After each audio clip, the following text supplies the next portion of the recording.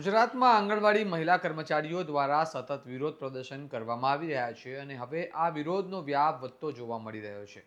વાવ થરાદ બાદ હવે બનાસકાંઠામાં પણ આંગણવાડી મહિલા કર્મચારીઓ મોટી સંખ્યામાં કલેક્ટર કચેરીએ પહોંચીને પોતાની માંગો સાથે આવેદન આપ્યું છે અને ચીમકી ઉચ્ચારી છે કે જો તાત્કાલિક તેમની માંગો સંતોષવામાં નહીં આવે તો આવનારા સમયમાં રાજ્યભરમાં ઉગ્ર આંદોલન કરવામાં આવશે. હવે વિગતે વાત કરીએ સમગ્ર મામલા વિશે આ અહેવાલમાં. નમસ્કાર, હું ચિરાગ વર્ષાબેન. આપ જોઈ રહ્યા છો સ્વમાન. ગુજરાતમાં વિવિધ વિભાગોના કર્મચારીઓ પોતાના માંગો લઈને મેદાને આવી રહ્યા છે, ત્યારે આંગણવાડી મહિલા કર્મચારીઓએ પણ હવે રાજ્યભરમાં એક પછી એક રજૂઆતો અને વિરોધ શરૂ કર્યા છે. બનાસકાંઠામાં કલેક્ટર કચેરીએ આજે મોટી સંખ્યામાં આંગણવાડી મહિલાઓ એકત્ર થઈ પોતાના વેતન વધારાની માંગ સાથે આવેદન આપ્યું હતું. તેમનું કહેવું છે કે હાઈકોર્ટ દ્વારા પગાર વધારાને લઈને ચુકાદો આપવામાં આવ્યો હોવા છતાં હજુ સુધી તેનો અમલ કરવામાં આવ્યો નથી, જેના કારણે મોંઘવારીના સમયમાં ઓછા વેતન પર કામ કરવાની ફરજ પડી રહી છે. આંગણવાડી મહિલાઓએ માત્ર વેતન જ નહીં પરંતુ નિવૃત્તિની વય મર્યાદા મુદ્દે પણ સવાલો ઉઠાવ્યા છે. તેઓએ કહ્યું છે કે અન્ય વિભાગોમાં નિવૃત્તિની વય 60 વર્ષ છે તો પછી આંગણવાડી કર્મચારીઓ માટે 58 વર્ષની કેમ? ઉપરાંત કામના વધતા ભારણ, સુવિધાઓનો અભાવ અને લાંબા સમયથી બાકી રહેલી અન્ય માંગણીઓ સહિત કુલ 10 મુદ્દાઓ સાથે કલેક્ટરને આવેદન આપવામાં આવ્યું છે. સાંભળો આંગણવાડી મહિલાઓ શું કહી રહ્યા છે.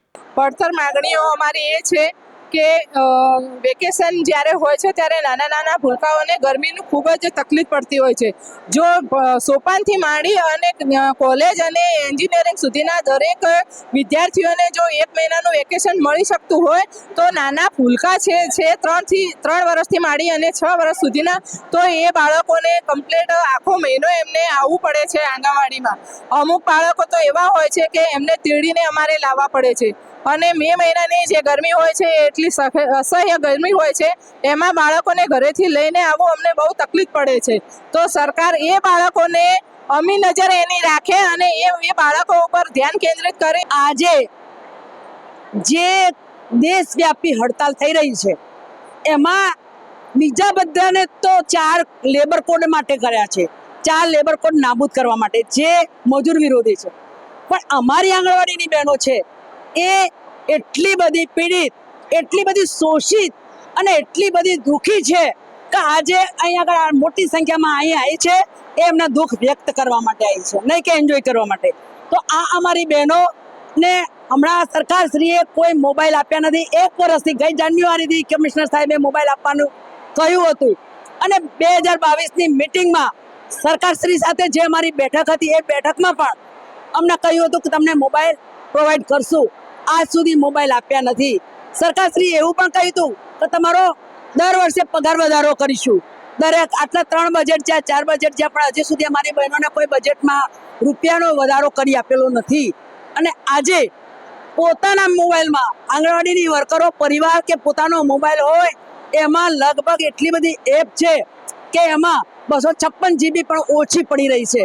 અને એ એપ દ્વારા એવીપી કે બાળકો આવતા હોય એનો વિડીયો, બાળકો જમતા હોય એનો વિડીયો, બાળકો જે કંઈ કરતા હોય દરેક વસ્તુ. આંગણવાડીની બહેનો શું ચોર છે? આજ સુધી બહેનોએ કામ કર્યું, હવે આંગણવાડીની બહેનો ચોર બની ગઈ?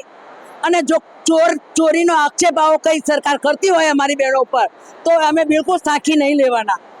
અને જો સરકાર જો ચોખ્ખી હોય, જો સરકાર માલિયાને બધા લઈને જતા રહેતા હોય તો અમારી આંગણવાડીની બહેનો શું 1-2 પડીકા કદાચ ખાધા હશે. ખાધા હોય તો 2 પડીકામાં બહેનો માલદાર થઈ જવાની છે.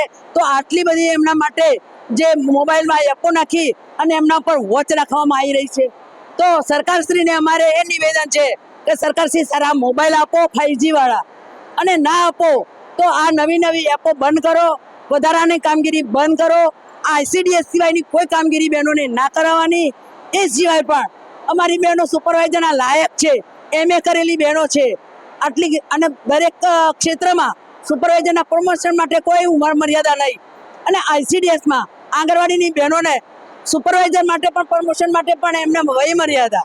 દરેક વાતે અમારી મર્યાદા, દરેક વાતે ઉભેટો સરકારે જે ઊભી કરી છે એ ઉભેટો દૂર કરો, નહીં તો આગામી દિવસોમાં આ સરકારને ઉખેડીને ફેંકવાની જે તાકાત છે બહેનોની, એક બેન 100 બહેનોને ઊભી કરી શકે અને એક બેન 100 વોટને તોડી શકાય એટલી તાકાત છે આ બેન. વાવ થરાદ બાદ હવે બનાસકાંઠામાં પણ આંગણવાડી મહિલા કર્મચારીઓ મેદાને આવ્યા છે, જે દર્શાવે છે કે આ મુદ્દો હવે એક જિલ્લામાં સીમિત રહ્યો નથી પરંતુ રાજ્યવ્યાપી આંદોલનનું સ્વરૂપ લઈ શકે છે. સવાલ એ છે કે હાઈકોર્ટનો ચુકાદો આવ્યા બાદ પણ અમલ કેમ થતો નથી અને જો આવનારા સમયમાં આંદોલન વધુ ઉગ્ર બનશે તો તેની જવાબદારી કોણ લેશે?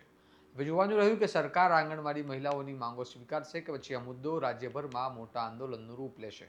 તમારું શું મંતવ્ય છે તમને કમેન્ટ બોક્સમાં જણાવો અને આવા વિશ્લેષણવાળા સમાચાર માટે સ્વમાન સાથે જોડાયેલા રહો. વિડીયોને લાઇક, શેર અને ચેનલને સબસ્ક્રાઇબ કરવાનું ભૂલતા નહીં. નમસ્કાર.